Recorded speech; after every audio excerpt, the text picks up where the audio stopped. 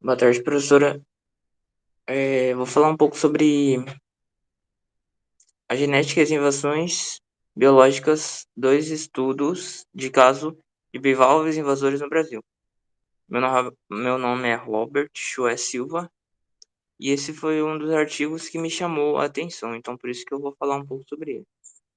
Eu resolvi apenas marcar, né, no artigo o que eu tinha lido, porque aí eu consigo associar mais e fica mais difícil para eu esquecer das coisas que eu li, né? Aqui na bioinvasão, na introdução, né, logo do artigo, ele fala da bioinvasão e dos seus impactos, né, dos impactos ambientais que são causados pela bioinvasão.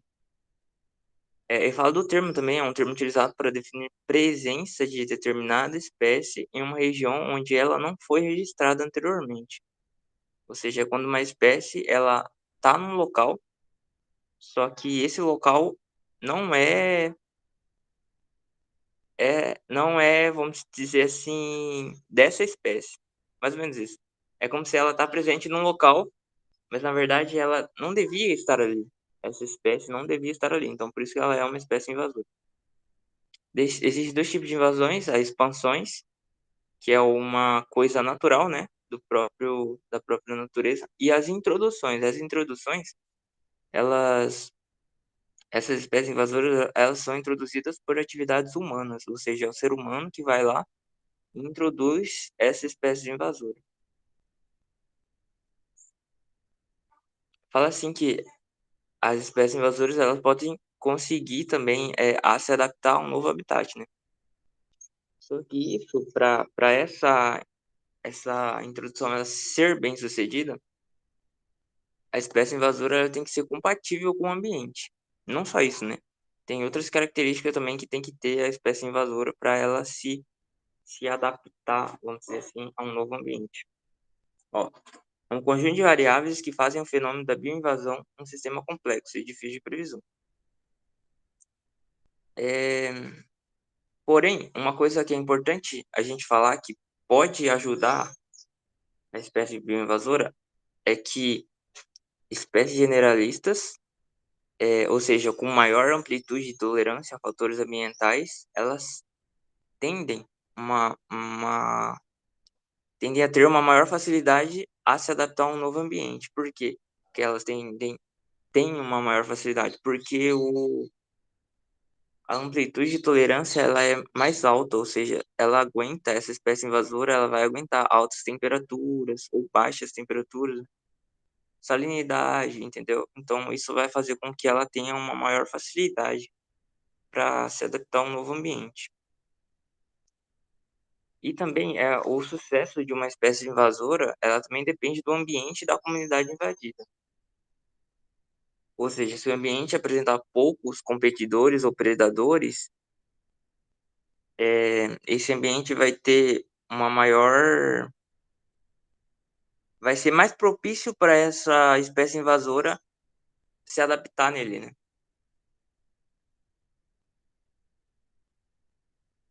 Aqui ele fala também, bem no finalzinho aqui, ele fala assim que as espécies invasoras elas podem gerar tanto impactos para o meio ambiente, impactos ambientais, né? Ela pode prejudicar também a economia da região, né? Pode trazer doenças para a fauna, né, que está ali presente e também pode trazer doenças até para o próprio ser humano. Então aqui ele traz um pouco disso, dessa abordagem mais social, vamos dizer assim, né? Aqui, nas mudanças evolutivas em espécies invasoras, o que a gente pode falar sobre isso? É, as espécies invasoras elas estão sujeitas a 5 tipos de mudanças evolutivas. 5 tipos. São a hibridação. Na hibridação é quando bioinvasores eles cruzam com espécies nativas ou outras espécies. E aí vai nascer um híbrido, entendeu? Esse híbrido é como se ele tivesse um melhoramento genético. É como se ele fosse mais adaptado. Temos também os rearranjos genômicos, que são fenômenos que podem determinar a rápida adaptação das populações invasoras. Temos também a modificação do genoma, que ele está lá em cima, aqui, ó, modificação do genoma, induzida pelo estresse, né? A exposição às condições bióticas e abióticas do novo ambiente pode gerar instabilidade no genoma. E essa instabilidade no genoma causada pelo estresse, né? Ele pode fazer com que esse bioinvasor tenha uma maior facilidade para se adaptar. Temos também os efeitos de determinados genes.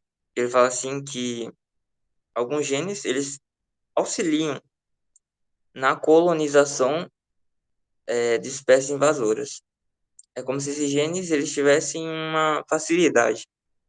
É como se ele estivesse dizendo que algumas espécies invasoras eles têm genes que esses genes têm uma maior facilidade para se adaptar a um determinado ambiente.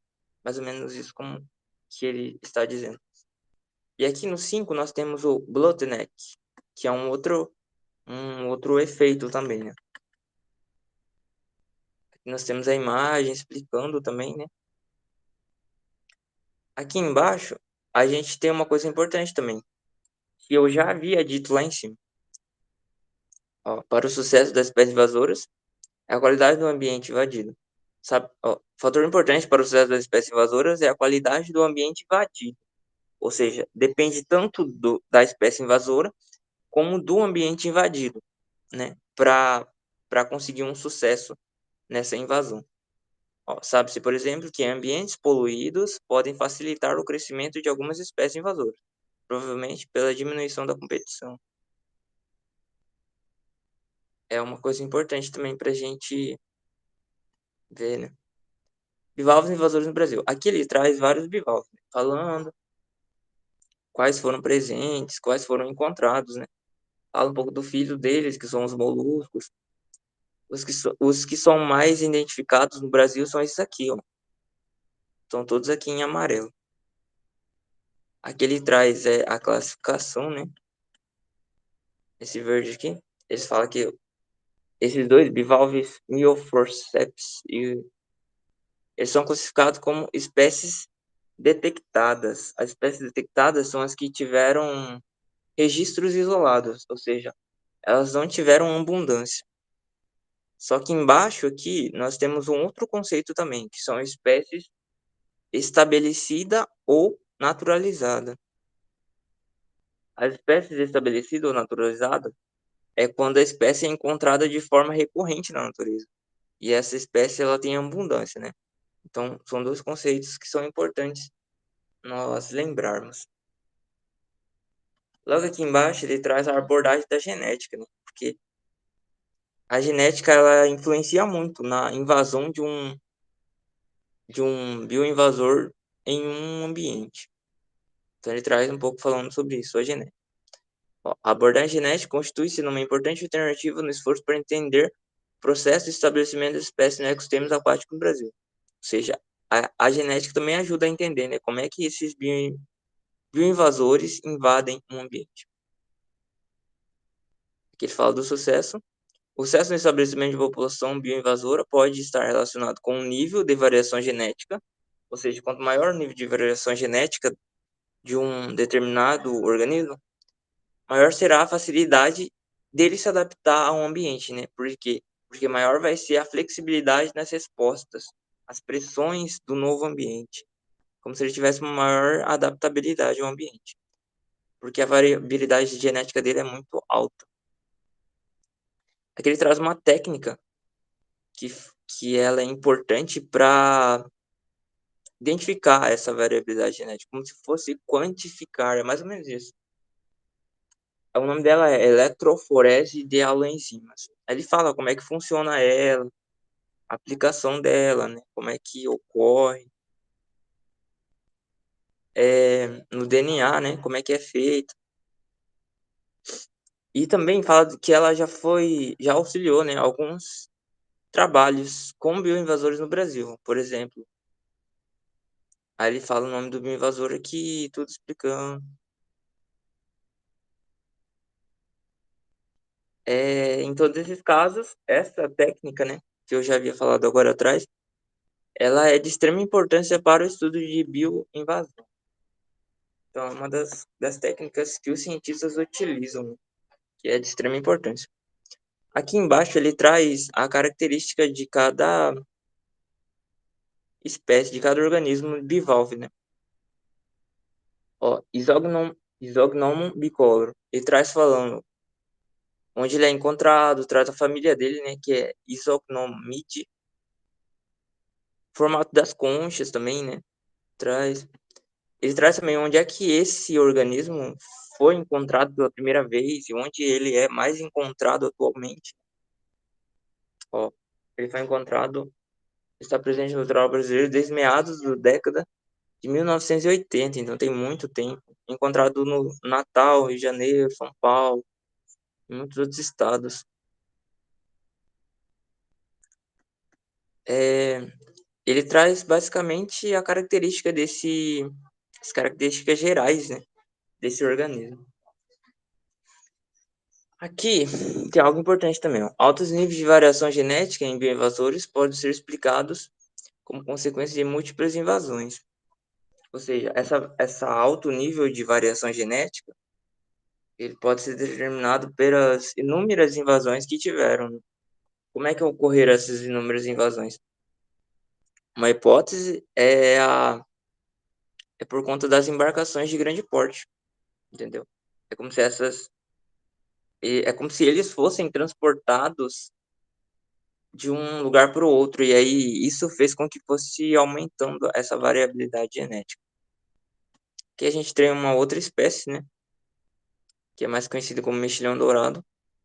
Ele traz também as características dessa espécie, né, onde é que ele é mais encontrado, onde é que qual é a reprodução dele, né, tipo, qual é a quantidade de organismo que eles produzem quando eles estão em reprodução, né?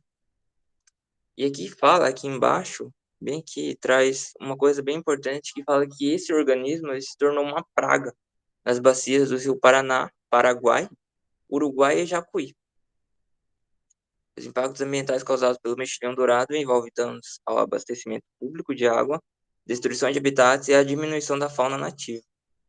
Isso, em relação aos impactos ambientais, é uma das coisas que as espécies bioinvasoras, elas causam muito, né, nos ambientes. Por que que elas causam muitos impactos ambientais? Porque elas não têm predador natural. Como elas estão invadindo um local que não é delas, elas não possuem esse predador natural. Isso faz com que elas se reproduzem em grande quantidade, consequentemente extinguindo outras espécies daquele local, porque elas vão estar competindo, né? Quando tem muitas espécies no ambiente, elas vão estar competindo com o ambiente, com local de reprodução, com parceiros, com vários outros tipos. E aí vai vencer aquele que for mais adaptado. Então é basicamente isso, professor, que eu trouxe. Aqui a gente tem as referências, né, que é trazida no artigo. Meu nome é Robert Chue Silva e é isso.